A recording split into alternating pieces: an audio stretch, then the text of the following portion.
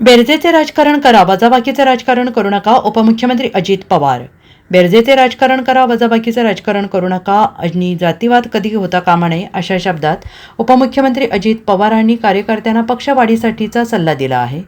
सांगलीच्या मिरजेमध्ये पार पडलेल्या राष्ट्रवादी कार्यकर्ता मेळाव्याप्रसंगी ते बोलत होते. पक्षवाढीच्या दृष्टीने यापुढे आपण मुंबईत 3 दिवस आणि 3-4 दिवस महाराष्ट्राचा दौरा करणार आहोत.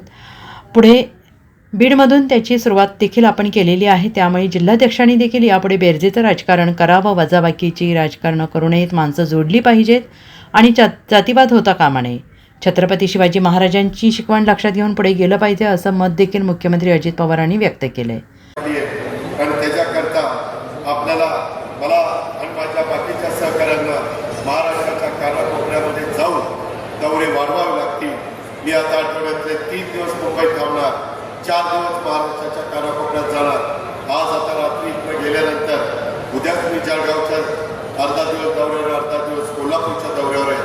काल मी बीडच्या दौऱ्यावर होतो.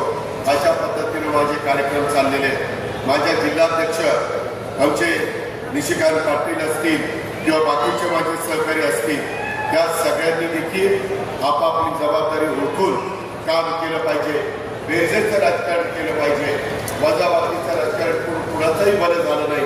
माणसं कशी आपल्याला जोडता येतील, त्याच्यामध्ये जातीवाद हा कधी होता कामा नये ही शिकवण हिंदवी स्वराज्याचे संस्थापक छत्रपती शिवाजी महाराजांनी आपल्याला शिकवलेली आहे. आणि त्या शिकवणीतूनच आपल्याला पुढे जायचं आहे. हे मात्र सातत्याने तुम्ही लक्षात ठेवण्याचं काम केलं पाहिजे, अशा प्रकारची माझी विनंती आहे. Bureau report, SBN Marathi, Mumbai.